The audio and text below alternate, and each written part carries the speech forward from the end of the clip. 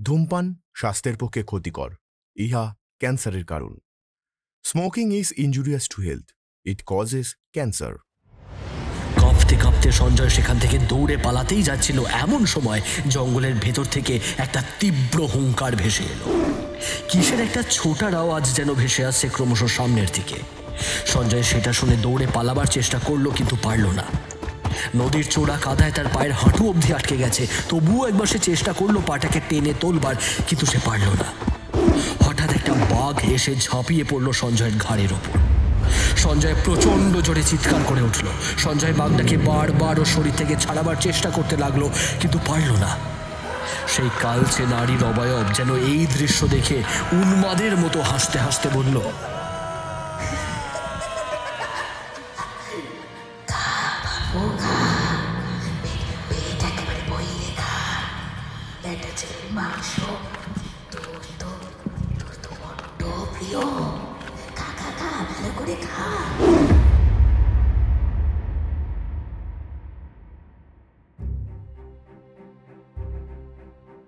সুন্দরবন, যে বনকে ঘিরে রয়েছে নানা জীবিকা। মাঝি থেকে মধু সংগ্রহকারক পেশার অনেকেই বনে গিয়ে আর ফিরে আসে না। গিলে খায় সুন্দরবনের বিখ্যাত বাঘ।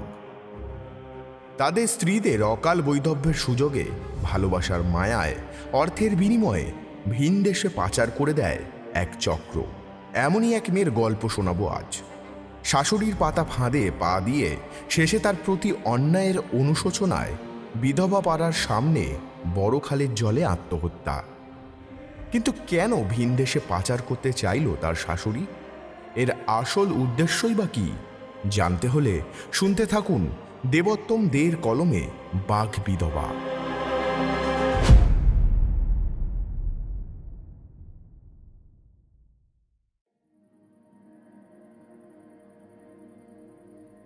একেবারে সাঁঝের বেলা বাড়ির উঠানে বউটার শাশুড়ি শুক্লা একটা লোকের সাথে কি সব দাম নিয়ে কথা বলছিল।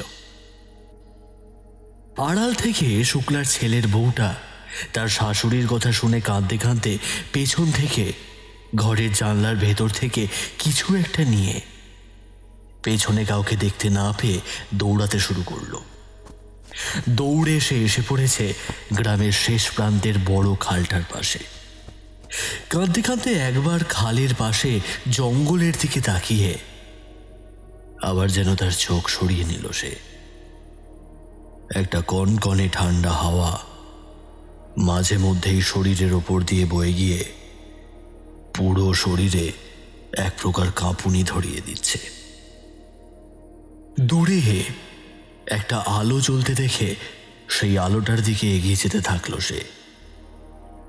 কাছে যেতেই সে দেখল হিমের হাওয়ার মধ্যে একটা প্রদীপ জ্বলছে। প্রায় হাওয়া লেগে সেটা দপদপ করছে। ছলছল চোখে বউটা সামনের অন্ধকারের দিকে তাকিয়ে খানিকটা স্পষ্ট বাঘের পিঠে বসে থাকা দেবী মূর্তির সামনে সে হাত জোড় করে বলল, তুই এমন কেন করলি মা? আমার মতো অবাকের কপালে কি এই লেখা ছিল? আর আমার স্বামী শাশুড়ি মিলে কিনা শেষ মাস আমার শুধু ওই কটা টাকার জন্য। আবার সেই দেবী মূর্তির সামনে জড়ো করা হাত দুটো সরিয়ে বউটা বলল, আমি এই অপমানের জীবন আর রাখবো না। এই খালের জলে আজ এভাবে মরবো। বউটা কাঁদতে কাঁদতে অন্ধকার খালটার দিকে এগিয়ে গেল। হঠাৎ তার কানে কে জানি ফিস ফিস করে বলল,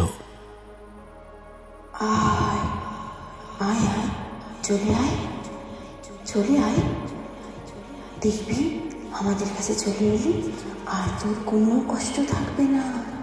আয় আয়, চলে আয়। একবার নিজের ফেলে আসা রাস্তার দিকে তাকিয়ে মুখটা সরিয়ে নিয়ে বউটা তারপর বলল, আমি আবার ফিরে আসবো। যখন দেখবো আমার মতোই কোনো অভাগীর কপাল পুড়ছে, আমি আবার ফিরে আসবো। এই বাঘ বিধবা তকমা পাওয়া আমি আবার ফিরে আসবো। আমার দাড়ি পাল্লার দামে ফেলার প্রতিশোধ আমি নেবই। জলের মধ্যে থেকে দুটো কালচে ছায়া যেন বউটাকে বারবার হাত বাড়িয়ে ডাকছে। বউটা জলের দিকে ধীরে ধীরে এগিয়ে গেল। তারপর এক সম্মোহনের ঘোরে হঠাৎ সে জলের মধ্যে ঝাঁপিয়ে পড়ল। তারপর বেশ কয়েকবার জলের মধ্যে ডুবতে ডুবতে প্রচন্ড জোরে আর্তচিৎকার করলো সে, কিন্তু কেউ সেই চিৎকারের শব্দ শুনতে পেল না। বেশ কিছুক্ষণ পর খালের জলের মধ্যে বুদবুদ শব্দ করে বউটার মৃতদেহ ভেসে উঠল। আকাশের মধ্যে এতক্ষণ জমাট বাঁধা মেঘ যেটা চাঁদটাকে ঢেকেছিল সেটা সরে গিয়ে খালের জলে খানিকটা চাঁদের আলো এসে পড়ল সেই বউটার মুখের ওপর। ফ্যাকাশে মুখ, চোখ দুটো বন্ধ, জলের মধ্যে কেবল সে ভাসছে। শুধু তার ঠোঁটের কোণে যেন স্মিত একটা বাঁকা হাসির রেখা ফুটে উঠেছে। মৃতদেহের হাতের মধ্যে ধরে থাকা কিছু একটা যেন জলের মধ্যে ভেসে উঠে খাল পাড়ের বালিতে এসে আটকে গেল।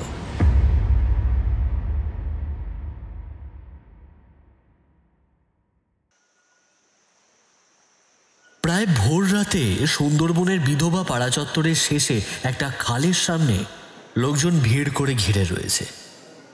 দূর দূরান্ত থেকেও বহু মানুষ এসে সেখানে দাঁড়াচ্ছে। থানার বড়বাবু এসেছেন কিছুক্ষণ আগেই। বউটার মৃতদেহটাকে খালের মধ্যে ডুবুরি নামিয়ে তুলে আনা হয়েছে। শীতের দিন হলেও ভালোই জল রয়েছে খালের মধ্যে।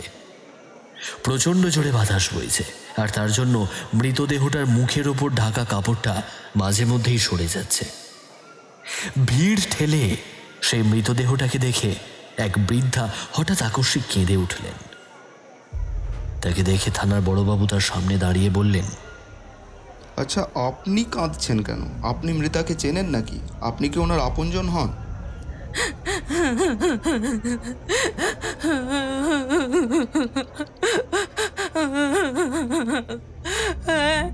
এক প্রকার তা বলতেই পারেন। ও এক অবাগী আর আমি আরেক অবাগী। তবে মৃতা বলবেন না, আমরা সবাই হলাম বাঘ বিধবা। একবার চেয়ে দেখুন ওই অবাগের দিকে। বন্ধ চোখ দুটো দাঁড় দিয়ে না জানি কত চোখের জল ফেলেছে। আগো, মুখটা দেখো তোমরা সকলে। বউটার মুখে কেমন একটা প্রাণ কোলা হাসি লেগে আছে এক কোনো। এমন কম বয়সী বিধবা মেয়ে মানুষকে চোখের সামনে মরে পড়ে থাকতে দেখলে বুকটা কেমন চলকে ওঠে গো।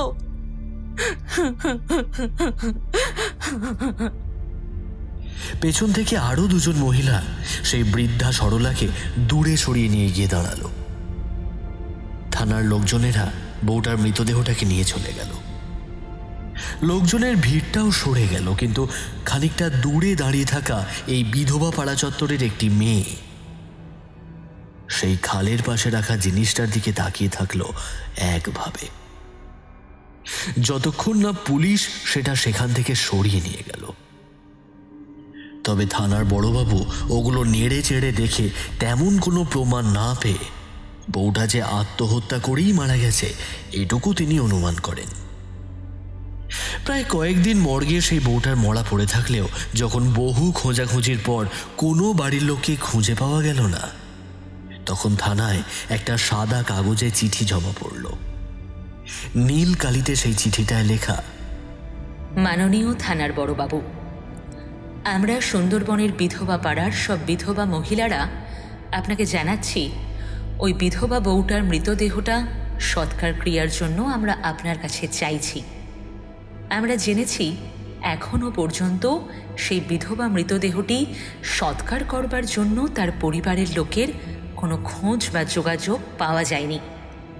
আমরা সকলে মিলে এই সিদ্ধান্ত নিয়ে আপনার অনুমতির জন্য এই চিঠি লিখছি। ধন্যবাদান্তে বিধবা পাড়ার মহিলাবৃন্দ। বড়বাবু চিঠিখানা পড়ছিল।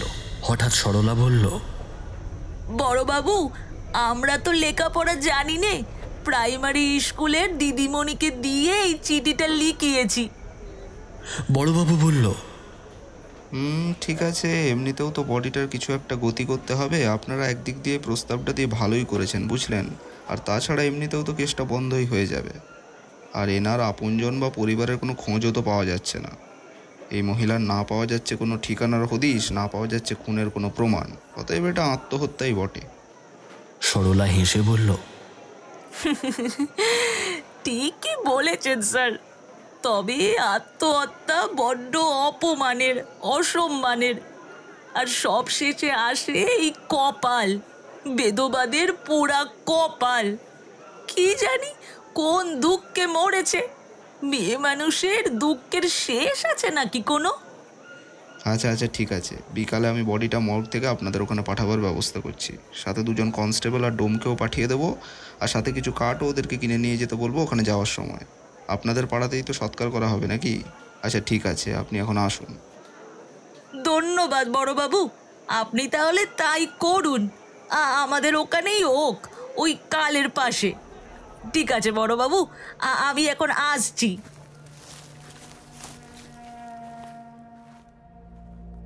বিকেলে বডিটাকে মর্গ থেকে বের করে নিয়ে এসে থানা থেকে 2জন কনস্টেবল ও 1জন মরা পোড়াবার জন্য ডোম এলো বিধবা পাড়ার খালের সামনের পাড়ে। বিধবা পাড়ার মহিলারা এগিয়ে এসে সেই বিধবা বউটার মরাটাকে সাজিয়ে দিল। তারপর মৃতদেহটাকে চিতায় তোলা হলে খই ছেটানোর সময় হঠাৎ একটা মেয়ে দৌড়ে এসে চিতার কাঠে ওঠানো বউটার হাতে ধরা শাড়ি আর শাখা পলা দুটোকে নিয়ে দৌড়ে চলে গেল। কেউ তাকে ওগুলো আবার এখানে এসে রাখার জন্য বলল, কিন্তু সেই মেয়েটা পেছনে সকলের দিকে তাকিয়ে মুখে ভেঙচি কেটে দৌড়ে চলে গেল। সরলা চেঁচিয়ে বলল, ওরে তোরা ওকে কেউ থামা থামা, ওগুলো যে মেয়ে মানুষের স্বাদের জিনিস, ওগুলো নিতে নেই। ওকে তোরা কেউ আটকা। কি সর্বনাশী কাণ্ড, কি সর্বনাশী কাণ্ড। কিন্তু মেয়েটা অনেকটা দূরে চলে যাওয়ায় জড়ো হওয়া মহিলাদের মধ্যে কেউ কেউ ওকে ধরবার জন্য দৌড়ালেও ওর নাগাল পেল না। চিতায় আগুন দিতেই বউটা কটমট করে পুড়ছিল। হঠাৎ চিতার ভেতর থেকে বউটার একটা হাত কেমন আপনা আপনিই কাঠের বাইরে বের হয়ে এলো। সেটা দেখে মনে হচ্ছে যেন উপস্থিত সকলের কাছে সেই হাতটা কিছু একটা চাইছে। সেই দৃশ্য দেখে উপস্থিত সকলের মধ্যে একটা চাপা আতঙ্ক দেখা দিল। ডোম সকলের চোখে মুখে ভয়ের ছাপ লক্ষ্য করে আবার বাঁশের লাঠিটা দিয়ে সেই হাতটাকে আগুনের দিকে ঢেলে দিল। সরলা সেই দিকে তাকিয়ে একবার বিড়বিড় করে বলল, হাতটা ওভাবে বেরিয়ে এলো সামনের দিকে। ও কি ওর সাথে আনা জিনিসগুলো চাইছিল? যদি তাই হয় তাহলে এ কাজ করাটা একদম ঠিক হয়নি। ঠাকুর ঠাকুর, তুমি দেখো সবটা। আমার মনটা কেমন যেন কু গাইছে। ধীরে ধীরে জ্বলতে থাকা চিতার আগুনটা নিভে গিয়ে সেই নেভা আগুনের ধোঁয়া কুণ্ডলি পাকিয়ে আকাশে মিশে যেতে লাগলো। প্রায় দিনের আলোটা নিভে এসে সন্ধে ঘনিয়ে এলো। সকলে সেখান থেকে চলে যেতেই খানিকক্ষণ পরে হঠাৎ নেভা চিতার ধোঁয়া থেকে অন্ধকারে দুটো টকটকে লালচে চোখ জ্বলে উঠে আবার কেমন অন্ধকারেই মিলিয়ে গেল। গায়ে সেই মৃত বিধবা বউটার হাতে জড়ানো বেনারসি শাড়িটা আটপৌড়ে করে পরে আর শাঁখাপলাগুলো নিজের হাতে পড়ে নিজের ঘরে আবঝা আলোর মধ্যে নিজের ছায়াকে দেখে একবার মুচকি হাসল মেয়েটা। তারপর সে বলল, আমারে না জানি আজকে কতই না সুন্দর লাগতেছে। ছায়াখানে তো কিছু বোঝাও যায় না, তবুও বোধহয় ভালোই লাগছে। যদি ঘরে একখানা আয়না থাকতো তাও তো নাই। ওই স্যারেরে বলবো বিয়ার পর আমারে একখানা আয়না কিনে দিতে। আমি মাইয়া মানুষ, আমি যে সাজতে খুব ভালোবাসি। কিন্তু ওরা মিশামিশি বিকালে আমারে বকতেছিল, আরে মরা বউটার সাথে এই শাখা পলা আর শাড়ি কেন ওরা পুরাই দিব? না জানি বাজারে এগুলার কত না কত দাম হবে। না না, এখন ঘর থেকে বার হইতে হবে। স্যার বোধহয় আমার লিগে দেখা করবার জন্য ওই আম গাছতলায় এসেও গিয়েছে এতক্ষণে।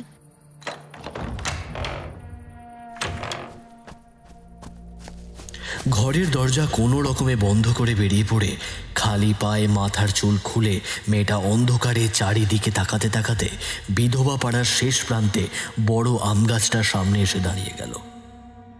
খানিকটা দূরেই সুন্দরবনের জঙ্গল, আর সামনে গ্রামের ভেতর দিয়ে আসা খালটা নদীর সাথে মিশেছে। মেয়েটা চারিদিকে তাকাতে দূর থেকে একটা টর্চ লাইটের আলো জ্বলতে দেখতে পেল। দূরের রাস্তায় ধীরে ধীরে সেই আলোটা আম গাছতলায় মেয়েটার চোখে কভার পড়তেই মেয়েটা হাত নেড়ে তার দিকে আসতে বলে। টর্চের আলোটা আম গাছটার কাছাকাছি এসে নিভে গিয়ে শুধু একটা ধীর পায়ে কারুর আসার শব্দ শোনা গেল। মেয়েটার কাছাকাছি সেটা আসতেই থেমে গেল কেমন হঠাৎ করে। মেয়েটা হেসে বলল, ওমা স্যার, তুমি টর্চটা নিভাই দিলা কেন? আমি যে আজকে সেজেছি, তুমি দেখলে না তো? ছেলেটা সামনে থেকে হেসে বলল, তোকে কি আর দেখার সময় পেরিয়ে যাচ্ছে নাকি? তাও আমি আজ বেনারসি পরেছি, হাতি শাখা পলা পরেছি, কেমন সুন্দর বউ সেজেছি দেখো। ঠিক আছে রে, এখন কিন্তু তোকে আমার সঙ্গে যেতে হবে। কোথায় যাবো স্যার? আমারে কোথায় নিয়ে যাবে তুমি? চল না, তোকে অন্য দেশে নিয়ে যাব, যেখানে আমার বাড়ি, সেখানেই আমার সঙ্গে থাকবি যমুনা। আমি তোকে ভালোবাসি, খুব সুখে রাখবো তোকে। সুখ শব্দটা শুনে যমুনার গলায় যেন বিষম লাগে। তারপর সে মৃদু হেসে বলে, সুখ? সুখ কেমন দেখতে হয় স্যার, তুমি জানো? সে আমার সুখ কি আর তোর সুখের সাথে মিলবে? ঠিক কইছ, আমার দুঃখ আমারই সুখ পামু। সত্যি কইতেছ? ছোটবেলায় যমুনার বাবা মা দুজনেই সুন্দরবনের বন্যার জলে ভেসে গিয়েছিল। বহু খোঁজাখুঁজির পরেও তাদের আর কোথাও খুঁজে পাওয়া যায়নি। এত বছরে যখন তাদের আর কোনো খোঁজ নেই, তখন যমুনাও ধরে নিয়েছে তার বাবা মা আর কেউ জীবিত নেই, হয়তো বন্যায় ভেসে গিয়েছিল তারা। তারপর এই বিধবা পাড়াতেই সে বাকিদের সঙ্গে থাকতে শুরু করে। থানার বড়বাবুকে চিঠি লিখিয়ে এই পাড়ার মহিলারাই ওর জন্য একটা বাঁশের বেড়া ঘেরা ঘর করে সেখানে ওর থাকার ব্যবস্থা করে দিয়েছিল। কিন্তু বয়স বাড়ার সঙ্গে সঙ্গে যমুনা কেমন যেন খানিকটা পাগলাটে স্বভাবের হয়ে পড়ে। দিনের পর দিন সে স্নান করে না, খালি পায়ে এদিক ওদিক টহল মেরে বেড়ায়। আর একদিন এইভাবেই ওকে ঘুরতে দেখে সঞ্জয় নামের একটি ছেলে। ওর সাথে পরিচয় হয়, ওকেই যমুনা স্যার বলে ডাকে। সঞ্জয় তাকে বলে যে সে তাকে শহরে নিয়ে যাবে তার বাসাতে। তবে এ কথা আর পাঁচকান হয়নি। সঞ্জয়কে যমুনা স্যার বলে ডাকে, তবে যমুনারও রোজ সংসার সুখের কথা শুনে শুনে কেমন সঞ্জয়ের সাথে ঘর বাঁধার জন্য ওর মনে সাধ জাগে। বেশ কিছুদিন আগে এই সঞ্জয় স্যারই তো ওর জন্য একটি নতুন চুড়িদার কিনে এনেছিল। সেটা ঘরের মধ্যে লুকিয়েও রেখেছে সে যত্নে। আজ অবশ্য আনেনি সেটা। হঠাৎ সঞ্জয় হাত বাড়িয়ে বলল, আমার সঙ্গে চল যমুনা, আজকে আমি তোকে নিয়ে দূর দেশে পালিয়ে যাব। তোকে আর এই বিধবা পাড়ায় কুমারী বিধবা সেজে থাকতে হবে না। হঠাৎ একটা দমকা হাওয়ায় কি জানি যমুনার কানে কানে বলে গেল, আমার শাড়ি শাখা পলা ফেরত দে, ফেরত দে বলছি, এগুলো আমার জিনিস, ফেরত দে। হঠাৎ পিছনে তাকায় যমুনা। কি হলো? কি জানি আমাকে বললো এই শাড়ি শাখা পলা সব ফেরত দিতে। সঞ্জয় হেসে বলল, ধুর পাগলি, এখানে আর কি আসবে, আর কি করেই বা আসবে? চল আমার সাথে, ভালোভাবে এই খাল দিয়ে নদীটা পেরোই। তা তুই এগুলো পেলি কোথায়? যমুনা বলল, বলবো না। ঠিক আছে, বলিস না। সঞ্জয় চারিদিকে তাকিয়ে যমুনার হাতটা চেপে ধরে টানতে টানতে ওকে নিয়ে গেল খালের শেষের ধারে একটা নৌকার সামনে। নৌকায় একজন বসে আছে, সম্ভবত মাঝেই হবে। সঞ্জয় বলল, নদীর ওপারে যাব, যাবে? কোনো সাড়া শব্দ পাওয়া গেল না নৌকার মধ্যে থেকে। তবে যমুনার হাত ধরে ওকে নৌকায় এনে বসাতেই নৌকাটা চলতে শুরু করলো। ধীরে ধীরে নৌকাটা জলের মধ্যে দিয়ে পাড়ের থেকে একটু একটু করে সরে যেতে লাগলো। হঠাৎ সঞ্জয়ের মোবাইলটা বাজতেই সঞ্জয় বলল, এখনই দিয়ে দিব। পকেটের ভেতর থেকে একটা ইঞ্জেকশন বের করে আর এক হাত দিয়ে যমুনার মুখটা চেপে ধরে যমুনার হাতের কবজির কাছে ইঞ্জেকশনটা ঢুকিয়ে দিল সঞ্জয়। যমুনা ব্যথায় খানিকটা ছটফট করে উঠল। তারপর কেমন ঘুমের ঘোরে নৌকার মধ্যেই শরীর এলিয়ে দিয়ে শুয়ে পড়ল। সঞ্জয় অন্ধকারে বসে থাকা মাঝের দিকে তাকিয়ে বলল, তাড়াতাড়ি নৌকাটা নিয়ে চলো। এই আতপাগলি মেয়ে 1 ঘন্টার জন্য ঘুমিয়েছে, শুধু জেগে গেলে আবার এর সঙ্গে বকবক করতে হবে। বিরক্তিকর। হঠাৎ নৌকার মধ্যে থেকে একটা মহিলার কণ্ঠস্বর শুনতে পেল সঞ্জয়।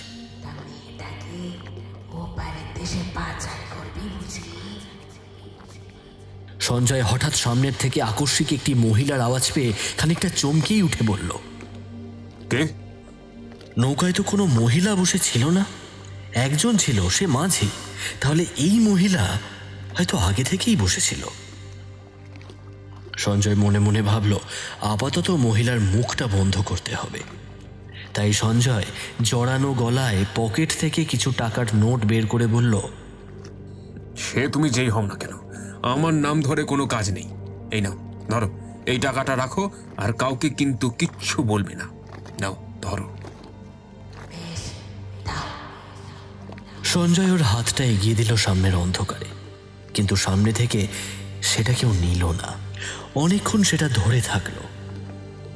হঠাৎ তার সামনে থেকে হাতে ধরা টাকাটা ধরে কে জানি একটা তাচ্ছিল্যের হাসি হেসে উঠল। এই হাসির শব্দ শুনে সঞ্জয় খানিকটা অস্বস্তিতে পড়ে গেল। এই গলার স্বর তার চেনা, কিন্তু এ কি করে সম্ভব? টানা 1 ঘন্টা কড়া ঘুমের ইঞ্জেকশন, নৌকা থেকে নেমে ওপারের সীমান্তের কাছাকাছি রাস্তায় পৌঁছে যাবার, কিন্তু যমুনা কিভাবে এখনো জেগে থাকতে পারে? হঠাৎ আবার যমুনা হেসে উঠল। সেই হাসির মধ্যে এতটাই বিদ্রুপ মেশানো ছিল যে সেটা শুনে আকাশের মধ্যে চাঁদটাও বারবার মেঘে ঢেকে যায়। আবার মেঘ সরে আলো পড়তেই সঞ্জয় দেখল যমুনা তার সামনে দিয়ে নৌকাটার সামনের দিকে এগিয়ে গিয়ে লগিটা ধরে টান মেরে নৌকাটাকে আবার ঘুরিয়ে নিচ্ছে। সঞ্জয় কিছুই বলল না। সেই মহিলাই বা কোথায় গেলেন? আর যমুনা কিভাবে জেগে উঠবে? আর সে নৌকাই বা ঘোরাচ্ছে কেন? আর মাঝিটাই বা গেল কোথায়? সঞ্জয় বিরক্তির গলায় যমুনার দিকে তাকিয়ে বলল, ওরে শালি, এই সব কিছু তোর আগে থেকে ঠিক করা? তার মানে আমি তোকে এতদিন পাগল ভাবতাম। নৌকাটা ঘোরা বলছি, না হলে এই মাঝ নদীতে চুবিয়ে মারবো তোকে। কত টাকা নিয়েছি তোর জন্য জানিস? তোকে ভিন দেশে আজকেই পাচার করতে হবে। সঞ্জয় এবার হেসে বলল, নতুন নতুন ঘর আর নতুন নতুন স্বামী। এখানে তো ঘরে খেতে পাস না ভালোভাবে, ওখানে গেলে দেখবি রোজ দিন মাছ মাংস, ভালো ভালো ফল, নতুন শাড়ি, যেমন আমি দিয়েছি। তাই বলছি, আমার কথা চুপচাপ শুনে নে। লগি ছেড়ে এখানে এসে বস, আমি লগি চালিয়ে ওপারে যাই। যমুনা ওর কথা শুনে কোনো উত্তর না দিয়ে একইভাবে নৌকার লগি ঠেলতে লাগলো। সঞ্জয় আর মাথায় রাগ ধরে রাখতে না পেরে যমুনাকে বলল, তবে রে শালি, ভালোই ভালোই বললাম, শুনলি না আমার কথা? তাহলে এই নদীতেই ডুবে মর। হঠাৎ নৌকা দিয়ে যমুনার দিকে সে খানিকটা এগিয়ে যেতেই চারিদিকে তাকাতে গিয়ে একবার থমকে দাঁড়ায়। তারপর সে বলে, এটা কোথায় নিয়ে যাচ্ছিস? এ তো জঙ্গলের ভেতরের রাস্তা। হঠাৎ যমুনা ফ্যাক ফ্যাক করে হেসে বলল, বাবুর খিদা পাইছে, বাবুরে খাবার দিতে যাচ্ছি। বাবু মানে? ও মা, জানো না ওই সুন্দরবনে বাবু কারে কয়? তার যে নাম শুনা হগলে ভয় পায়, একেবারে কাঁইপা ওঠে। যমুনা ঠিক কি চাইছে বুঝতে পারে না সঞ্জয়। সে কিছু একটা বলতে যাচ্ছিল, হঠাৎ যমুনা দাঁত খিচিয়ে বলল, আমার আমারে ভিন দেশে বেশ্যা দিবি না? তুই আমার উপকার করবি, ভালো ভালো খেতে পাবো, নতুন ভাবে বর ঘর সব পাবো। তুই আমার এত উপকার করলি, আমিও তো তাই তোর উপকারের দাম দিমু। আজ আমি তরে বাবুর মুখের সামনে সাইরা আসুম, বাবু তোরে আজকে সবাই সবাই খাবে। মেয়েটা কি বলছে এসব? মেয়েটার মাথা কি আদৌ ঠিক আছে? সুন্দরবনের মানুষরা বাঘে বাবু বলে ডাকে সেটা সঞ্জয় জানে, কিন্তু মেয়েটা তো সত্যিই নৌকাটাকে জঙ্গলের ভেতরে বাজার খাড়ির দিকে নিয়ে যাচ্ছে। সঞ্জয় আর মেজাজ ধরে রাখতে পারে না। ও যমুনার কাছে গিয়ে ওর চুলের মুঠি ধরে বলল, এই শালি, তুই আমাকে বাঘের খাবার বানানোর জন্য জঙ্গলের মধ্যে নৌকাটা নিয়ে যাচ্ছিস, তাই তো? তোকে আমি চুবিয়েই মারবো আজ। হঠাৎ যমুনা কেমন বেহুশ হয়ে নৌকার মধ্যে পড়ে গেল। সামনেই সুন্দরবনের প্রকাণ্ড জঙ্গল। দিনের বেলাতেও সূর্যের আলো ভালোভাবে ঢোকে না, আর তার সাথে মাঝে মধ্যেই কান পাতলে শোনা যায় বাঘের ক্ষুধার্ত গর্জনের শব্দ। যমুনার সামনে গিয়ে নৌকার লগিটা ধরে নৌকাটাকে আবার পেছনে ঘোরাবার চেষ্টা করছিল সঞ্জয়। ঠিক এমন সময় কে জানি ওকে পেছন থেকে ধাক্কা মেরে জঙ্গলের এক পাশে বাদার মধ্যে ফেলে দিল। সঞ্জয়ের অর্ধেক মুখ কাদায় লেপ্টে গেল মুহূর্তের মধ্যে। পেছন ঘুরে সঞ্জয় তাকাতেই দেখল তার পিছনে নৌকাটা আর নেই। হঠাৎ ওর মুখের সামনে একটা কালচে ছায়ামূর্তি তার জল জলে চোখে তাকিয়ে একটা বড় গাছে উল্টে ঝুলতে ঝুলতে ওকে কিছু বলতে যাচ্ছিল। ঠিক এমন সময় একটা অট্টহাসি হেসে সেই কালচে অবয়বটা বলল,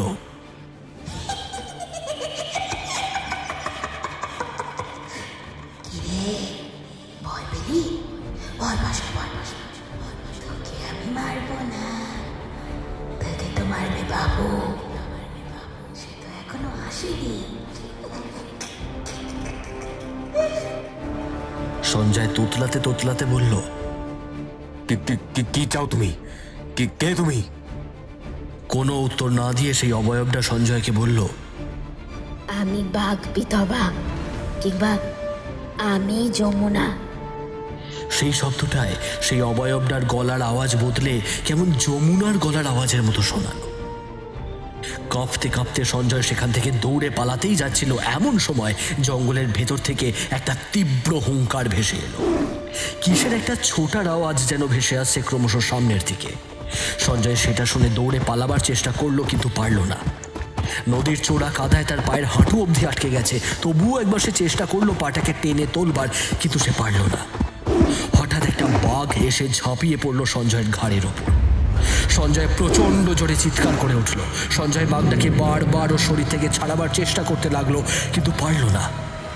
সেই কালচে নারীর অবয়ব যেন এই দৃশ্য দেখে উন্মাদের মতো হাসতে হাসতে বলল,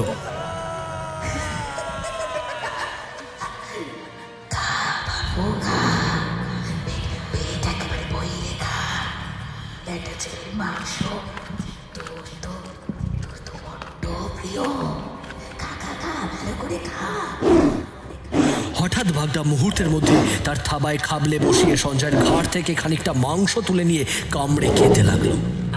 বাঘটা একবার সেই অবয়বটার দিকে তাকাতেই সেই অবয়বটা বলল,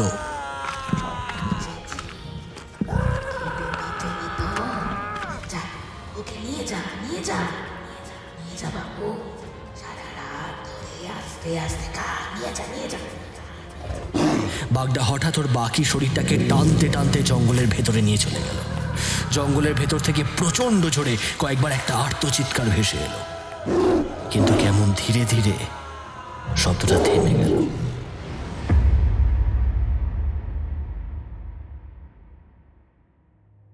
প্রায় 7 সকালে জঙ্গলে বন দপ্তরের লোকেরা আর থানার বড়বাবু জঙ্গল থেকে একটা মুন্ডবিহীন আধ খাওয়া উলঙ্গ মৃতদেহ উদ্ধার করেছে। মুখটা নেই, তার পরনের জামা কাপড় সব খানিকটা দূরে গাছে ছিঁড়ে আটকে আছে। কাঁধের জায়গাটা নেই, হাঁটুর ওপরের অংশও নেই। ঘরের উনুনে ভাতের হাঁড়িতে চাল ফুটছে কিনা সেটাই দেখছিল সরলা। হঠাৎ ঘরের বাইরে থেকে যমুনা বলল, ঘরে আসবো দিদা?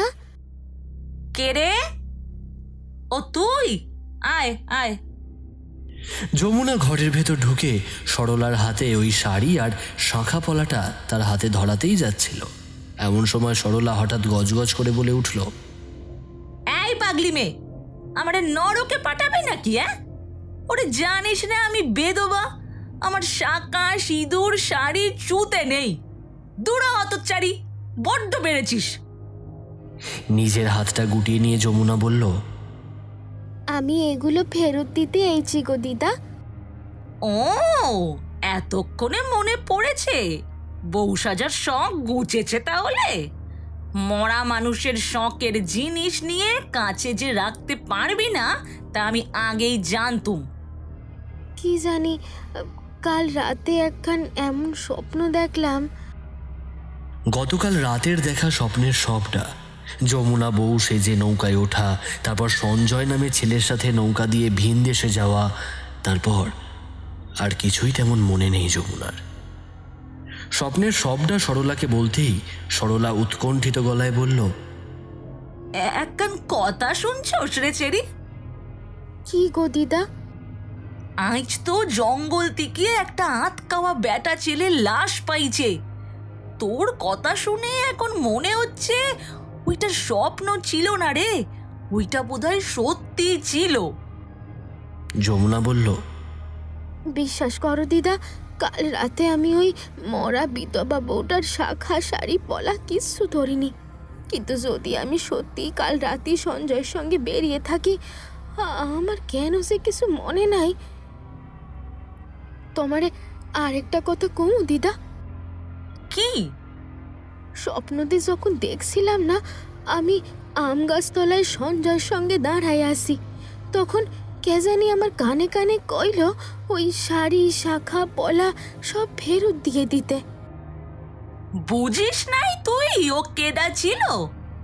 অল্প বিধবা মাইয়া যন্ত্রণায় মরছে, তার স্বাদের জিনিস তুই কেড়ে নিচ্ছিস।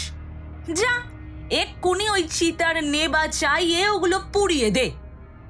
আর এই সঞ্জয় কেডা আমার একটু সত্যি করে কত যমুনা? কালকে রাতে কিন্তু জঙ্গল থেকে একটা ছেলের দেহ পাওয়া গেছে, তোরে তো বললাম। যমুনা সবটা খুলে বলে হাউমাউ করে কেঁদে উঠল। সরলা বলল, ওরে পাগলি, এই দুনিয়ায় ভালো সবাই বাসে না রে। তোরে কি আদৌ ভালোবাসত নাকি ভিন দেশে নিয়ে গিয়া পূর্তি উঠাইতো? পূর্তি বয়স তো কম হলো না, অভিজ্ঞতাও কম না।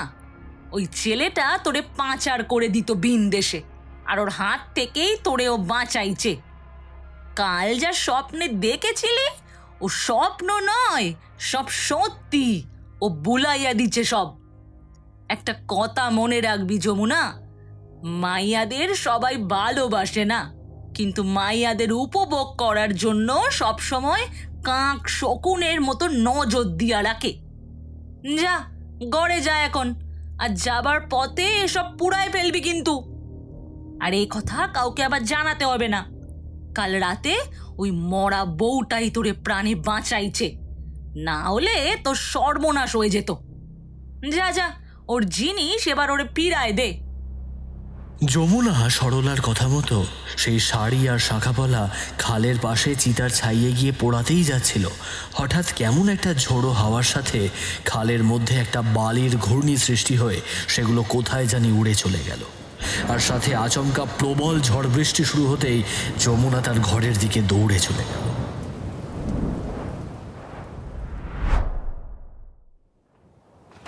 প্রচণ্ড জোরে বাতাস লেগে মাঝে মধ্যে জানলার পাল্লাগুলোর ধাক্কার শব্দ হচ্ছে। রাহুল ভাত কাপড়ের থালাটা হাতে নিয়ে দাঁড়িয়ে একবার বাইরে তাকাচ্ছে, আর একবার নতুন বউয়ের ঘোমটা টানা মুখের দিকে তাকিয়ে মৃদুভাবে হাসছে। আজ হাতে গোনা কিছু আত্মীয় স্বজন আর পাড়া প্রতিবেশীরাও এসে পড়বে বোধহয় কিছুক্ষণের মধ্যেই। একেই আবারও বিয়ে, তাই অনুষ্ঠান করবার কোনো ইচ্ছেই ছিল না রাতুলের। তবে এবারও মায়ের জোড়াজুড়িতে শেষমেশ রাজি হয় সে। হঠাৎ শুক্লা বাইরে এসে বলল, বল বল বল, যে আজ থেকে আমি তোমার ভাত কাপড়ের দায়িত্ব নিলাম। রাতুল লাজুকভাবে কথাটা থমকে থমকে বলতেই যাচ্ছিল নতুন বউকে, ঠিক এমন সময় হঠাৎ বাইরে থেকে সেই ভাত কাপড়ের থালার ওপর একটা লাল পেড়ে শাড়ি আর তার সাথে একজোড়া শাঁখা পলা উড়ে এসে পড়ল। সেটা দেখে অমিত প্রায় কাঁপতে কাঁপতে ওর হাত থেকে থালাটা ফেলে দিয়ে দৌড়ে ঘরের বাইরে চলে গেল। নতুন বউ কিছুই বুঝল না। তখন হঠাৎ শুক্লা তাকে গিয়ে বলল, আসলে বোধহয় মোবাইলে কোনো দরকারি ফোন এসেছে, তাই তো আমার ছুটে গেল। দাঁড়াও দাঁড়াও বৌমা, আমি খাবার নিয়ে এসে বেড়ে দিচ্ছি, তুমি খেয়ে নাও। খাবারগুলো তুলতে গিয়ে লাল বেনারসি শাড়িটা আর শাঁখা পলাটা কাঁপা হাতে ঘরের এক কোণে সরিয়ে দিয়ে নিচে পড়া খাবারগুলো তুলে নিয়ে ঘরের একদিকে রেখে খাবারগুলো নিয়ে ঘরের বাইরে শুক্লা যেতেই তার ছেলেকে বাইরে দাঁড়িয়ে থাকতে দেখে বলল, অমনি বাইরে বেরিয়ে এলি যে, কিরে যা বউয়ের কাছে যা, ও কি না কি ভাবছে। মা, একটা কথা বলবো? কি? জানো তো, আজ নাকে বহুদিন পর একটা কেমন চেনা গন্ধ পাচ্ছি, ওই ঠিক পুষ্পিতার। কথাটা শেষ না হতেই রাতুলকে ধমক দিয়ে শুক্লা বলল, আজকের দিনে অপরাটার নাম না নিলে হচ্ছিল না? হ্যাঁ, তার গায়ের গন্ধ কোথা থেকে আসবে শুনি? 1 বছর ধরে সে নিখোঁজ, তা তুমি জানো না? কোন চুলোয় গিয়ে মরেছে কে জানে? যা যা যা যা, মন ভরে এখন নতুন বউয়ের সঙ্গে সোয়াগ করে নেই কদিন। এই বউটাকেই তো কদিন পরে ছাড়তে হবে। আমি খদ্দের খুঁজছি ভিন দেশের, যদি পেয়ে যায় তাহলে। আগের বউটাকে তো আর বেচতে পারলুম নেকো, আড়াল থেকে বোধহয় সেদিন কিছু শুনেছিল বুঝলি, হাত ছাড়া হয়ে গেল একেবারে। ওরে, তোর বাবাও তো আমাকে ওই ভিন দেশ থেকে কিনেছিল, আমার বয়স তখন 16। তারপর তো মরবার সময় মরে গেল। কত কষ্ট করে তোকে বড় করেছি কি তোরে কথা শোনার জন্য? হ্যাঁ, রাতুল বলল, এবার এসব বন্ধ করো তো মা, আমি আমার স্ত্রীকে আর বেচবো না। পুষ্পিতা নিখোঁজ হওয়ার আগেও তো দুবার এসব। শুক্লা বলল, পেটের ছেলে 70 হয় এই পেতম জানলাম, কম টাকা তো আর পাচ্ছি না বাপ, আর ওরা নিশ্চয়ই সুখেই আছে। যা যা যা, এখন ঘরে যা। প্রায় গভীর রাত। বিছানায় বসে আছে নববধূ। ঘরের ভেতরে ঢুকে দরজা আটকাতে গিয়ে আবার নাকে সেই চেনা গন্ধটার ঘ্রাণ পেল রাতুল। এই গন্ধ তো তার আগের বউ পুষ্পিতার চুলের। বিহ্বলভাবে নববধূর দিকে চেয়ে রইল সে। তারপর তার কাছে গিয়ে বসতেই নববধূ লাজুকভাবে খানিকটা সরে গিয়ে বসতেই রাতুল বলল, তোমার নামটা যেন কি বলেছিলে? লবঙ্গ। আপনার? বাহ, বেশ বেশ, ভারী সুন্দর নাম তো। আমার নাম রাতুল। তা তোমার আবার আমার কাছে এত লজ্জা পাওয়ার কিসের? আরে আমি তো তোমার স্বামী নাকি, কাছে এসো। অন্ধকারে লবঙ্গকে বুকের মধ্যে জড়িয়ে ধরল রাতুল। কিন্তু ঘরের মধ্যে যেন আরো একটা কেউ আছে। ঘরের ওপরের ফ্যানটার মধ্যে কেউ একটা বসেছিল, সবকিছুই দেখছিল যেন সে। তার ভাঁটার মতো জ্বলতে থাকা দুটো চোখের চাহনিতে তাদের দিকে তাকিয়ে আছে একভাবে। হঠাৎ সেই কালচে অবয়বটা ফ্যানটার স্ক্রুগুলো খুলতে লাগলো। হঠাৎ একটা ক্যাচ ক্যাচ আওয়াজ শুনে লবঙ্গ ওপরের দিকে তাকাতেই ফ্যানটা নিচে পড়তে দেখে লবঙ্গ রাতুলকে ধাক্কা মেরে ফেলে দিল বিছানা থেকে। ফ্যানটা প্রচন্ড জোরে শব্দ করে বিছানার মধ্যে এসে পড়ল। রাতুল কিছুই বুঝল না, কিন্তু সে এটা বুঝলো ওপর থেকে প্রচন্ড জোরে কিছু একটা পড়ল। ফ্যানটা, কিন্তু কিভাবে? অত বড় ফ্যানটা আপনা আপনি পড়বে? হন্তদন্ত হয়ে উঠে দাঁড়িয়ে ঘরের আলো জ্বালতে এসে দেখল সত্যি ফ্যানটা খুলে পড়ে আছে। বিছানার মধ্যে ফ্যানটা পড়ে আছে, আর ঠিক ফ্যানটার পাশে লবঙ্গ তার এক হাত শাড়ির আঁচলে চেপে ধরে আছে। সেখান থেকে রক্ত পড়ছে। রাতুল বলল, এ কি? আরে আরে হাতটা কাটলো কিভাবে? আরে দেখে তো মনে হচ্ছে অনেকটা কেটে গেছে। লবঙ্গ বলল, ওই ফ্যানের মানে ওই ফ্যানটা খুলে পড়লো না হট করে, তাই আপনাকে ধাক্কা দিয়ে নিজেকে সেখান থেকে সরাতে গিয়েই মানে পাখার মধ্যে হাতটা লেগে কেটে গেছে। ও তেমন কিছু না, ঠিক আছি। আরে তা বললে হবে? ওরা ভালোই তো কেটেছে। আচ্ছা তুমি দাঁড়াও, আমি আসছি, দাঁড়াও তুমি। বাড়ির বাইরে থেকে একটা কাপড় আর ওষুধ নিয়ে এসে হাতের কাটা জায়গাটা শক্ত করে বেঁধে দিয়ে রাতুল বলল, তুমি ঘুমিয়ে পড়ো লবঙ্গ, একটু ব্যথা তো হবেই, কাল সকালেই দেখো ঠিক হয়ে যাবে। আর রাতও তো অনেক হলো, তুমি ঘুমিয়ে পড়ো, আমি দরজাটা আটকে আসি, কেমন? রাতুল ঘরের দরজাটা বন্ধ করতেই যাচ্ছিল, ঠিক এমন সময় বাইরের ঘরের বারান্দায় চাঁদের আলোয় কাকে জানি বসে থাকতে দেখল সে। কিছুক্ষণ আরো ভালোভাবে সেদিকে তাকাতে কাউকেই সে দেখতে পেল না। ঘরের দরজা আটকে এসে বিছানায় এসে সে শুয়ে পড়ল। আজ প্রায় সকাল সকাল রাতুলের মা শুক্লা বাড়ি থেকে কোথায় যেন বেরিয়েছে। লবঙ্গ রান্নাঘরে সবজি কাটছে। রাতুল স্নান করে এসে বের হলে সে তাকে খেতে দেবে। কাল রাতে হঠাৎ ফ্যানটা কিভাবে খুলে এসে পড়ল সেটাই তরকারি নাড়তে নাড়তে ভাবছিল লবঙ্গ। এমন সময় হঠাৎ কে জানি তার কানে কানে এসে বলল, তোর স্বামী মরবে, তোর পেট বাহাবি। কথাটা শুনে পিঁড়ি থেকে উঠে দাঁড়াতে গিয়ে কড়াই উল্টে পড়ে যায় উনুন থেকে।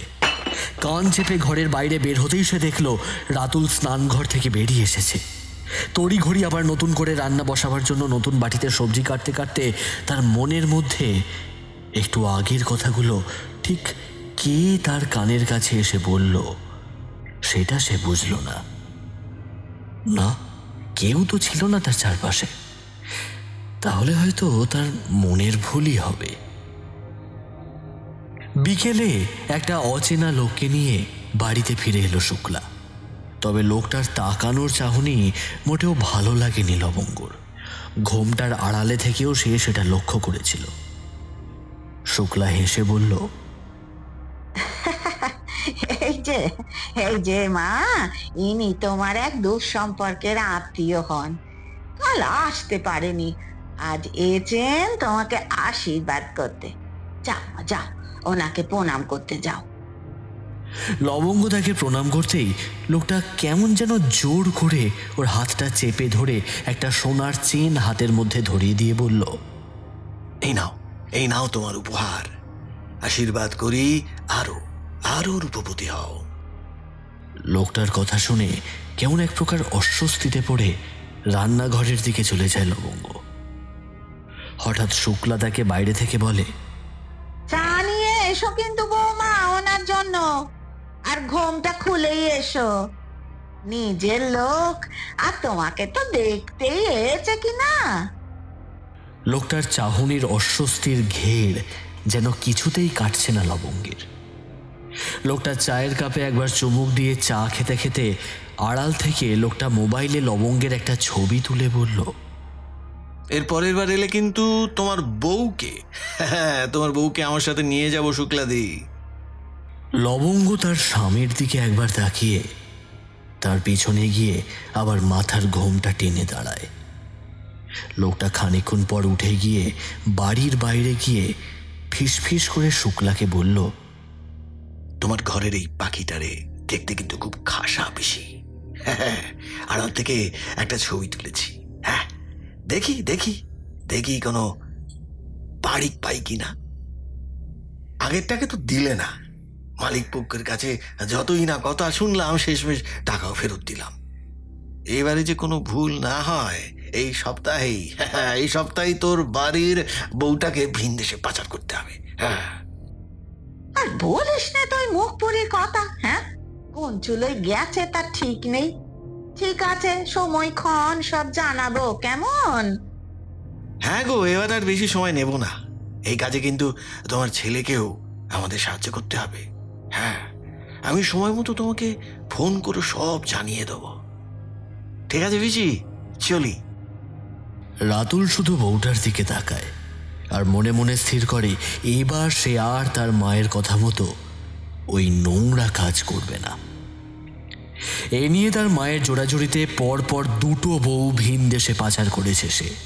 আর তাছাড়াও আগের বউদের বাপের বাড়ির লোক মেয়েদের খোঁজ নিতে আসলে প্রত্যেকবার সেই মিথ্যে কথায় যে তাদের মেয়েকে নদীতে জল আনতে গিয়ে বাঘে খেয়েছে। এই জমানো মিথ্যের পাপে যেন রাহুলের বুকের ভেতরটা ছলকে ওঠে। কিন্তু কাল রাতে হঠাৎ করে মাথার উপর ফ্যানটা খুলে পড়া কিংবা ঘরের বাইরে কাকে জানি বসে থাকতে দেখেছিল সে। আর তার আগের বউয়ের চুলের সেই চেনা গন্ধ সবটাই বোধ হয় অতিরিক্ত ভাবনা তার। 1 বছর হয়ে গেল, তার আগের বউটার কোনো খোঁজ নেই। কি জানি সে কোথায় আছে, কেমনই বা আছে। কিন্তু মনে মনে সে ঠিক করে এইবার সে আর তার মায়ের জোড়াজুড়িতেও এই পাপ করবে না। নতুন বউটাকেও ভালোবাসে সে খুব। বেশ কয়েকদিন পর একদিন শুক্লা রাতুলকে ডেকে বলল, আজকে বিকেলে তোর বউটাকে শহরে ঘোরাবার বাহানা করে নিয়ে যাবি। হ্যাঁ, ওরা আজ নিয়ে যেতে বলেছে। তারপর মাঝ নদীতে জঙ্গল পার করে আর একটা নৌকা এগিয়ে আসলে ওকে ওটাই তুলে দিবি, আর তুই নৌকা ঘুরিয়ে ফিরে আসবি। যা বললাম মনে থাকে যেন। আর যদি যেতে না চায় তাহলে ওই ইঞ্জেকশনটা ঢুকিয়ে দিবি, ঘুমিয়ে পড়বে। টাকা পয়সার সব হিসেব কিন্তু হয়ে গেছে। হ্যাঁ। রাতুল মাটির দিকে তাকিয়ে বলল, না মা, আমি এবার আর সেটা করব না। তুমি প্রত্যেকবার আমার সংসার ভাঙবে আর মেয়েদের সর্বনাশ করবে। আমি লবঙ্গকে খুব ভালোবাসি। আমি এবার তোমার কথা শুনবো না মা, আর শুনবো না। আমি ওর সঙ্গে সংসার করতে চাই মা। বাপ মা মরা মেয়ে, ওর দিদির শ্বশুর ঘরে মানুষ হয়েছে। ওর কিছু হলে কি উত্তর দেব তাকে? হ্যাঁ, প্রত্যেকবার যা বলিস তাই বলবি যে নদী থেকে জল আনতে গিয়ে বাঘে খেয়েছে, অর্ধেক শরীর মুখ বোঝা যায় না, শাড়ি চেনা গেছে, পুড়িয়েও দিয়েছে, ও শরীর চোখে দেখার মতো নয়। তোকে বলেছি না আমাকেও বেঁচে দিয়েছিল। হঠাৎ শুক্লা রাতুলের হাতটা তার মাথার মধ্যে ধরে বলল, তোকে তোকে আমার মরা মুখে দিব্যি রইল। রাতুল মাথা নিচু করেই মাথা নাড়ে। সে আর কিছুই না বলে ঘরে চলে যায়। বিকালে সে মায়ের কথা মতো লবঙ্গকে শহরে ঘুরতে নিয়ে যাবার বাহানায় বাড়ি থেকে ওকে নিয়ে বের হতেই যাচ্ছিল রাতুল। ঠিক হঠাৎ পেছন থেকে শুক্লা বলল, যাও যাও, স্বামীর সাথে ঘুরে এসো শহর থেকে। এত কাছে শহর, ওখান থেকে একটু কদিন জল বাতাস লাগিয়ে এসো তোমরা দুজনে। নতুন বিয়ে করেছো, এই সুন্দরবনের বাইরে কদিন ঘুরে এসো তোমরা দুজন। হ্যাঁ, আপনিও তো যেতে পারতেন মা আমাদের সঙ্গে। শুক্লা হেসে বলল, ওর হাকুল, তোর বউয়ের কথা শোন বাবা। আমি বেধবা বুড়ি মানুষ, আমি আবার কোথায় যাবো এই বুড়ো কালে। তোমরা যাও, হ্যাঁ সাবধানে তোমরা যাও। বাবা রাতুল, আর দেরি করিস নে বাবা, সন্ধ্যে যে প্রায় হয়ে এলো। রাতুল কি ভেবে বারবার থমকে দাঁড়ায়। একবার ঠিক করে সে লবঙ্গকে সবকিছু বলে দেবে, কিন্তু তার মায়ের মুখের দিকে তাকালে তার বলতে পারে না। তার মাকেও ছোটবেলায় তার বাবা পাশের ভিন দেশ থেকে কিনে এনেছিল। তাই হয়তো সে তার ছেলের বউকে সুখে সংসার করতে দেখতে পারে না। নাকি প্রায় বছরখানেক আগে কয়েকটা মেয়ে পাচার করা লোককে যখন রাতে খেতে বসার সময় নিজের ঘরে থাকতে দিয়েছিল, সে তখনই তাদের কথা শুনে তাদের সঙ্গে হাত মিলিয়ে নিয়েছিল তার মা। এই অজানা প্রশ্নের উত্তর সে জানে না, কিন্তু মায়ের কথা মতো এবারেও তাকে তার এই ৪র্থতম বউটাকেও বেঁচে দিতে হবে। বাড়ি থেকে ওরা বের হতেই 2 হাত কপালে ঠেকিয়ে ঠোঁটে একটা বাঁকা হাসি হেসে শুক্লা বলল, ঠাকুর, ও ঠাকুর, তুমি দেখো সব যেন ভালোভাবে মিটে যায়, ছেলেটা যেন আবার ভালোভাবে বাড়ি ফিরে আসে। প্রায় এতক্ষণে দিনের আলোটা নিভে এসেছে। ঘরে ফিরেই যাচ্ছিল শুক্লা, হঠাৎ রান্নাঘর থেকে কিছু একটা আওয়াজ পেয়ে সেদিকে গিয়ে দেখল ঘরের খোলা জানলাটা দিয়ে নিচের উনুনের ধোঁয়া বের হচ্ছে, আর নিচের উনুনের সামনে কেউ একটা দাঁড়িয়ে আছে। মুখটা তার বোঝা যায় না। শুক্লা কিছুই বুঝলো না। সে চেঁচিয়ে বলল, এই তুমি আবার কে গা? হ্যাঁ, সাহস তো কম নয়, বলা নেই কওয়া নেই, রান্নাঘরে ঢুকে আবার রান্না করছো কেন? হ্যাঁ, এই মুখটা ফেরাও তো দেখি, মুখটা ফেরাও। অন্ধকারে থাকলেও সেই বউটা মুখটা ঘোরাতেই চিৎকার করে দুপা পিছিয়ে গেল শুক্লা। এ মুখ তার চেনা, 1 বছর আগে সেই নিখোঁজ বউটার মুখ। সে তোতলাতে তোতলাতে বলল, এ তো হতে পারে না, হতে পারে না। পুষ্পিতা, তুমি ফিরে এসেছো। তার থেকে খানিকটা দূরে দাঁড়ানো সেই নারী কণ্ঠস্বর বিভৎস গলায় বলল, কি বলছেন মা? আমি তো এবারেরই বউ। আমি আবার কোথায় যাব মা? হ্যাঁ, তবে বেঁচে নেই, কিন্তু একেবারে মর্যাদা নেই। কিন্তু আজ আমি এটা সর্বনাশ করতে আপনাকে দেব না। পয়সা কত ভাগ করবে না, তো আমি ফিরে এসেছি। শুক্লা বিড়বিড় করে রাম নাম জপ করতে করতে বাইরের দিকে পিছিয়ে দৌড়াতেই যাচ্ছিল। ঠিক এমন সময় সে কিছু একটার সাথে ধাক্কা লেগে মাটিতে পড়ে যায়। কেউ আপনাকে আজ বাঁচাবে না মা, ভগবান না। আজ আমার হাত থেকে আপনাকে কেউ বাঁচাতে পারবে না।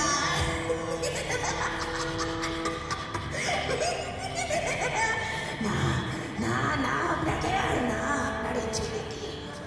আজ আপনার ছেলেরে আমি বাবুর সামনে ছাই আসুন, আজই ছাই আসুন। শুক্লা আর্তনাদের সুরে বলল, দেখো বৌমা, আমি তো স্বীকার করছি আমি ভুল করেছি, আমাদের ক্ষমা করে দাও মা, আমাদের ক্ষমা করে দাও।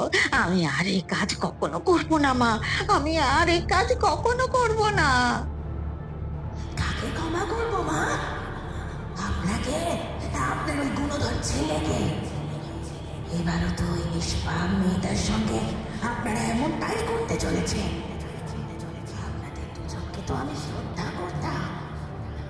আপনারা আমারে দেশে থাকতে মায়ের ব্যবস্থা করে দিয়েছেন, পুলিশের ভয়ে এলাকা ছেড়ে পাইলালেন।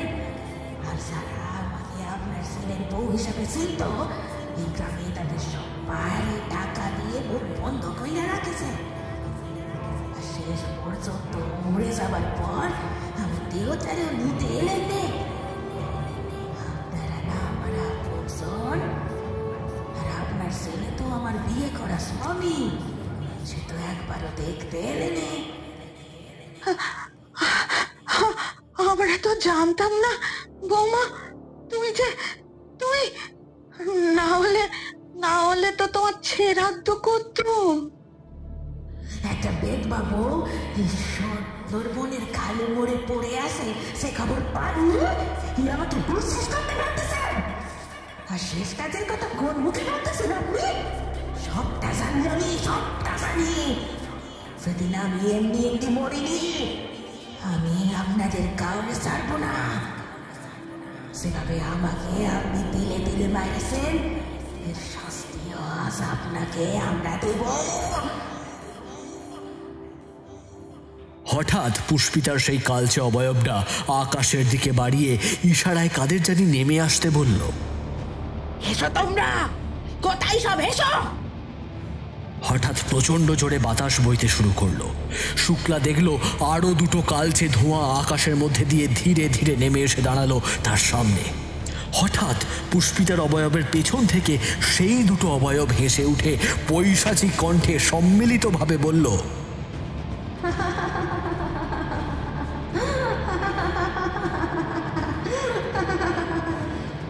কি সাউরিমা, আমাদের চিনতে পারছেন? আমার নাম পদ্মা।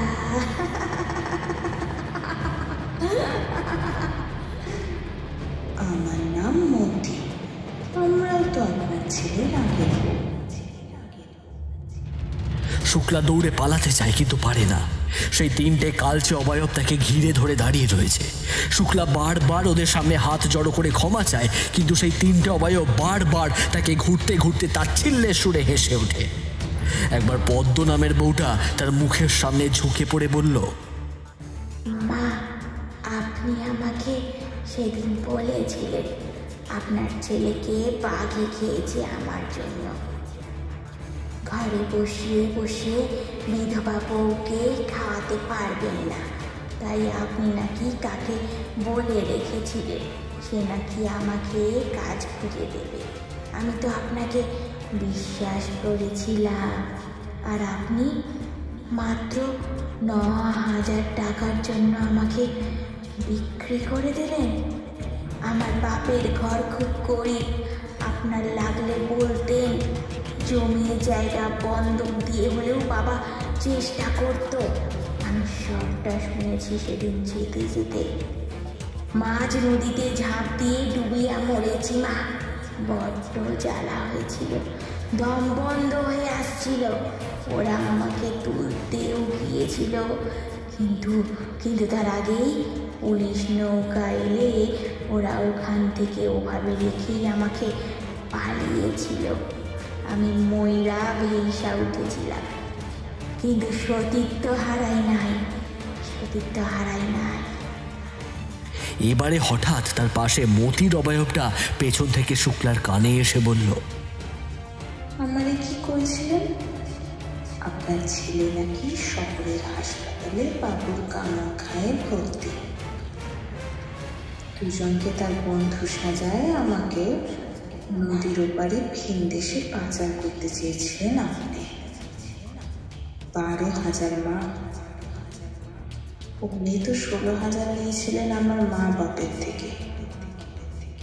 লোক দুটোর মধ্যে একটা লোক মাতাল ছিল, সেই বলেছিল, শালি তোকে 12,000 পাচার করতেছে তোর শাশুড়ি। তখন অবশ্য পাশের জনের মুখ চাইপা ধরেছিল। কি যে করুন বুঝছিলাম না। সামনের জঙ্গলের খাড়ির দিকে ঝাঁপ দিলাম। ওরা আমার পিছু নিল, কিন্তু জঙ্গলে এক বিষধর সাপে আমারে কাটল। সাপটা চলে যেতেই যখন ওরা এসে দেখলো আমি প্রায় মরমরম, ওরা আমাকে রেখে চলে গেল। জানেন কতবার বললাম বাঁচাও, কেউ শুনল না। আমার কঙ্কাল খান এখনো ওখানে শোয়ানো আছে মা, জঙ্গলে হেঁটের মাটির নিচে। বড্ড জ্বালা হয়েছিল মা, কেউ সাহায্য করেনি আমারে। সে থামতেই মাঝখান থেকে পুষ্পিতার কালচে অবয়বটা শুক্লার সামনে এগিয়ে বলল, আর আমি সেদিন আড়ালে দাঁড়িয়ে সব শুনেছিলাম যে আপনি আমার পেয়ে থাকতেছেন 20,000 টাকার বিনিময়ে। আপনার ছেলে বন্ধুর বাড়িতে লুকায় আছে, তারে ভাগ খায় না।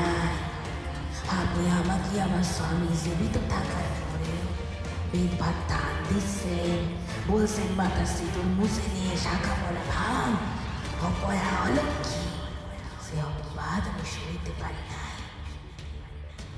ঠান্ডা দিয়া হাত বাইরে ঘরে সেখানে বিয়ের বেনারসি শাখা পলা লুকায় রাখছিলাম। সেগুলো নিয়ে যখন পালাইতেছি তখন বাড়ির ভিতর থেকে ওই লোকটা আমার দিকে দৌড়ে আসে, কিন্তু আমার নাগাল পায় না। আমি অনেক দূরে খালির সামনে চলে গিয়ে চলে টুইতে মরেছি, যন্ত্রণায় অবহেলায় আর ঘৃণায়। হঠাৎ সেই তিনটে কালচে অবয়ব তাদের হিংস্র দৃষ্টিতে শুক্লার দিকে তাকিয়ে উল্লাসী হাসি হেসে বলল,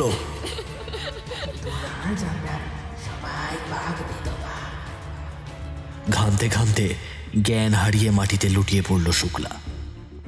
সেই তিনটে কালচে অবয়ব তাকে টেনে নিয়ে গিয়ে ঘরের মেঝেতে শুইয়ে কেমন পরস্পরের দিকে তাকিয়েছে মিলিয়ে গেল।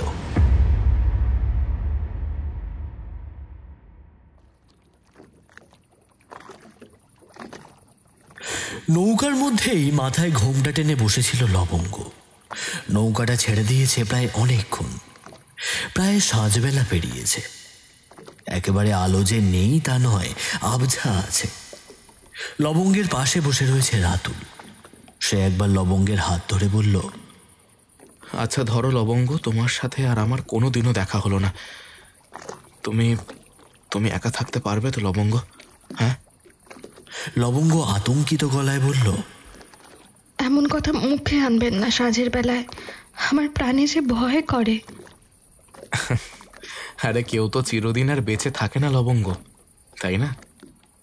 এইবারের বউটাকে যেন একটু বেশি ভালোবেসে ফেলেছে রাতুল। কিন্তু মায়ের মাথার দিব্যির জন্য এইবারেও এই নতুন বউটাকে তাকে বেঁচে দিতে হবে। আর একটু এগুলেই নৌকাটা আসবে, কিন্তু তাকে ছাড়া যে বউটা কিছুতেই ওই নৌকায় উঠবে না। তাই রাতুল মাথায় ছক কষে, একটা রাস্তা তো আছে, আর তাকেও যে এই বউয়ের মায়া এবারে কাটাতে হবে। সে লবঙ্গের দিকে তাকিয়ে বলল, লবঙ্গ আমার বুকে এসো। লবঙ্গ একটু লাজুক হয়ে বারবার আমতা আমতা করছিল, কিন্তু রাতুল তাকে ওকে বুকে জড়িয়ে ধরে আর একটা হাত ফতুয়ার পকেটে ঢুকিয়ে একটা ইঞ্জেকশন বের করে লবঙ্গের মাথায় হাত বোলাতে লাগলো। লবঙ্গ লাজুক ভাবে বলল, আপনি ছেড়ে যাবেন না তো কোথাও? না। কথাটা বলে ইঞ্জেকশনটা লবঙ্গের হাতের মধ্যে বিঁধে দিতেই লবঙ্গ কেমন এক প্রকার ব্যথায় চিৎকার করে উঠে নৌকায় লুটিয়ে পড়ল। মাঝে কিছুই বুঝছিল না, সে কিছু বলতেই যাচ্ছিল, এমন সময় রাতুল বলল, আমাকে ক্ষমা করো লবঙ্গ, মায়ের কথার অবাধ্য আমি কখনো হইনি। এবারও তোমায় ভালোবাসলেও আমার তাই কোনো উপায় নেই। ভালো থেকো তুমি, ভালো থেকো। নদী পথে আরেকটু পথ, ওই তো সামনে একটা নৌকা থেকে ওরা টর্চ মারছে, ওখান থেকে আবার আমরা কিন্তু ফিরে আসবো। ফিরে আসবো মানে? আপনার কথা কিছুই বুঝতেছি না। নৌকায় ওঠার সময় বললেন শহরে যাবেন, আমার কিন্তু বেশি টাকা লাগবে, আমি আগেই বললাম। মাঝ নদী থেকে এখন নৌকা ঘুরাতে বলতেছেন, আর আপনার বউ এমন চিৎকার করলো কেন? ও অসুস্থ হয়েছে নাকি? আরে না না, ও ঘুমিয়ে পড়েছে, উঠে পড়বে এখন। তুমি একটা কাজ করো, তোমার কত টাকা লাগবে বলো এবার। আমাকে ক্ষমা করো লবঙ্গ, তোমাকে আমি ভালোবাসি, কিন্তু তার চেয়েও বেশি বাসি যে আমি আমার মাকে। হঠাৎ নৌকাটা থেকে কে জানি সামনের জঙ্গলের দিকটায় ছুঁড়ে ফেলে দিল রাতুলকে। হঠাৎ নদীতে একটা উড়ো ঘূর্ণি শুরু হলে নৌকাটা কেমন জানি আবার উল্টো পথে ফিরে যেতে লাগলো আপনা আপনি। মাঝি অনেক চেষ্টা করেও কিছুতেই লগি ঠেলে আর নৌকাটাকে এগিয়ে নিয়ে আসতে পারছে না। রাতুল পিছনে থাকায় ঘুটঘুটে অন্ধকার ছেয়ে আছে চারিদিকে, ঝিঝি পোকার ডাক আর কেমন একটা নিস্তব্ধতা যেন ছেয়ে আছে চারিদিকে। রাতুল চারিদিকে তাকিয়ে বলল, আমাকে ধাক্কা মারলো কে নৌকা থেকে? হ্যাঁ, আর নৌকাটাই বা কোথায় গেল? এই জঙ্গলে তো বাবুরা থাকে। না না, আমাকে এখান থেকে পালাতে হবে, পালাতেই হবে।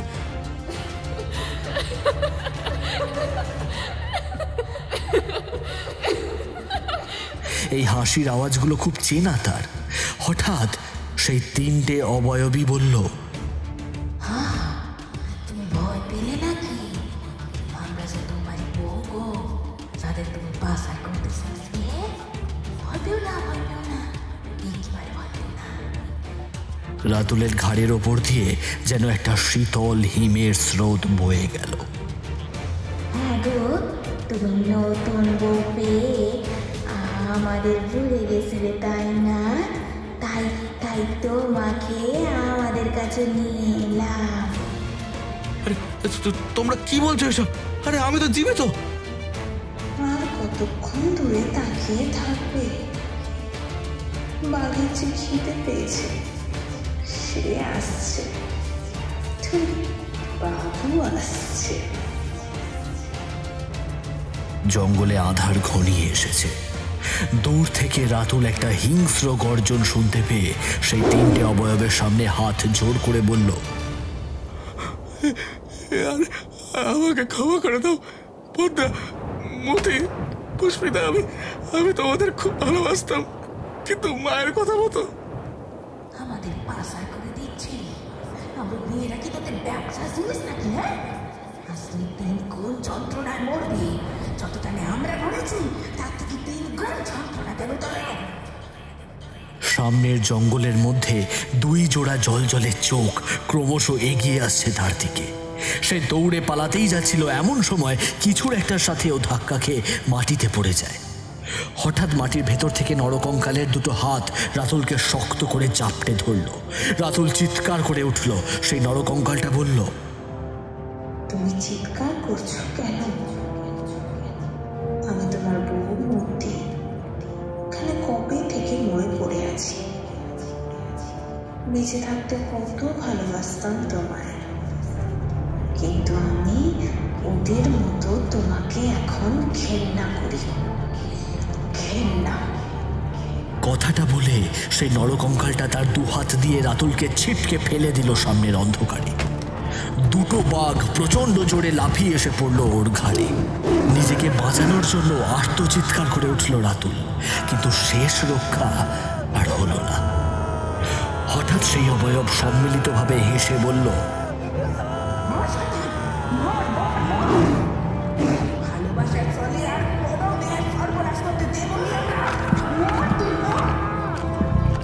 বাঘ 2 কামড়ে ধরে রাতুলের পুরো শরীরটাকে 2 টুকরো করে আধা আধি করে মুহূর্তের মধ্যে সেটা মুখে নিয়ে জঙ্গলের ভেতরে চলে গেল। সেই 3টে কালচে অবয়ব সেটা ক্রোধের দৃষ্টিতে দেখে কেমন মৃদু হেসে মিলিয়ে গেল সেখান থেকে। পরের দিন সুন্দরবনের ভেতরে তল্লাশি চালায় বন দপ্তরের লোকেরা, আর পুলিশ এসে রাতুলের জামা কাপড় আর ওর শরীরে কাটা ছেঁড়া অঙ্গ পেয়েছিল। জঙ্গলে সেগুলো উদ্ধার করে নিয়ে গেছে, কিন্তু পুরো শরীর পাওয়া যায়নি। বোধহয় বাঘে তাকে ছিঁড়ে খেয়েছে। গ্রামের সবাই শিকারী পাখিদের মতো একভাবে জঙ্গলের দিকে তাকিয়েছিল। তারপর জড়ো হওয়া লোকেদের মধ্যে পুলিশ কিছু জিজ্ঞাসা করতেই একজন মাঝি এগিয়ে সবটা খুলে বলবার পরে বলল, জানি না স্যার, কেমন ভাবে নদীর মধ্যে একটা ঘূর্ণি হাওয়া তখন বইল, কিছু বুঝতে পারলাম না। চোখ খুইলা দেখি পাড়ে নৌকার মধ্যে শুয়ে আছি, আর এই বউটা আমার জাগিয়ে ডাকতেছে। তারপরে গিয়ে আমার জ্ঞান ফেলল, কিন্তু লোকটা কিভাবে জঙ্গলে পড়ে গেল সেইটা আর কিছু টের পেলাম না। থানার বড়বাবু লোকটার বাড়ি সম্পর্কে জিজ্ঞাসাবাদ শুরু করে সেই বাড়িতে উপস্থিত হলে একজন বৃদ্ধা মহিলাকে ঘরের মেঝেতে অজ্ঞান হয়ে শুয়ে থাকতে দেখেন। পরে তার জ্ঞান ফিরলে পুলিশ তাকে গ্রেপ্তার করে নারী পাচারের অপরাধে। কাল রাতে থানার জানলায় মহিলা ধাক্কা মেরে বলেছিল, একটা মেয়েকে নদী দিয়ে পাচার করা হচ্ছে, ওকে আপনারা বাঁচান। কিন্তু তারা ঠিক কে তা এখনো জানা যায়নি। তবে কথাগুলো শুনে নদীতে একটা নৌকা দেখে নৌকায় থাকা সকলকে থানায় নিয়ে এলে তারা সবটা স্বীকার করে নেয়। তবে সারা রাত মারধরের পরে তারা শুক্লা মণ্ডলের নাম বলে। কিন্তু এলাকায় গিয়ে মৃত রাতুল মণ্ডল যে শুক্লা মণ্ডলের ছেলে সবটা মিলে যাবার পরেও একটা বিষয় পুলিশ কিছুতেই বুঝতে পারছিল না, কি করে রাতুল মণ্ডল নৌকা থেকে পড়ে গিয়েছিল। সত্যি কি বাঘে টেনে নিয়ে গিয়েছিল, নাকি অন্য কেউ তাকে মারবার জন্য ধাক্কা মেরে ফেলে দিয়েছিল? ছেলের মৃত্যু সংবাদ শুনে গারদের শিক ধরে বারবার শুক্লা কেঁদে ওঠে আর বলে, সব তার লোভে পড়ে পাপের ভোল, ও সব তার লোভে পড়ে পাপের ভোল। প্রায় সন্ধ্যা ঘনিয়ে এসেছে, একটু বেশি জাঁকিয়ে শীত পড়েছে। বিধবা পাড়ার মহিলারা গোল করে আগুনে হাত পা সেঁকে নিচ্ছিল। হঠাৎ দূর থেকে কে জানি একটা সাদা থান পরে হাতে একটা বেনারসি শাড়ি আর শাখা পলা নিয়ে তাদের সামনে কাঁদতে কাঁদতে হাত জোর করে বলল, আমার নাম লবঙ্গ। আমার থাকার কোনো জায়গা নেই গো। তোমরা আমাকে এখানে থাকতে দেবে গো? আমার স্বামীকে বাঘে খেয়েছে, আমি বাঘ বিধবা। বাপ মা আমাকে ঘরে তুললে না, তাই হাঁটতে হাঁটতে তোমাদের কাছেই এসেছি। কথাটা বলে কাঁদতে কাঁদতে মাটিতে শাখাপলা আর বেনারসি শাড়িটা ফেলে মাটিতে বসে পড়ল বউটা। সেই বউগুলো ওর কাছে যেতেই লবঙ্গ সেই শাড়িটা আর শাখাপলাটা আবার বুকে জড়িয়ে চিৎকার করে কাঁদতে শুরু করলো।